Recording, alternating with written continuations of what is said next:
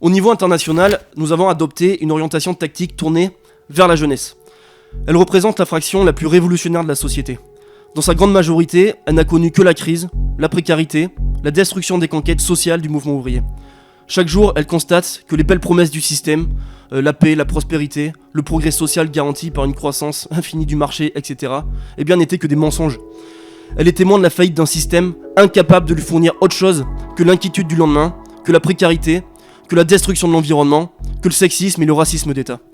Résultat, une fraction de plus en plus importante de la jeunesse se tourne vers des idées révolutionnaires et cherche une organisation capable de renverser ce système. Nous devons lui offrir ces idées et cette organisation. C'est pourquoi nous menons un travail systématique dans les universités en France. Nous y organisons des réunions publiques et participons aux mobilisations de la jeunesse.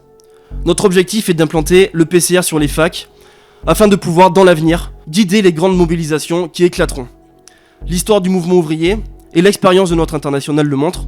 C'est en commençant par la jeunesse qu'on peut ensuite s'implanter dans l'ensemble du mouvement ouvrier. Nous devons recruter les éléments les plus révolutionnaires de la jeunesse, les former au marxisme et en faire des cadres révolutionnaires capables de s'orienter dans la lutte des classes.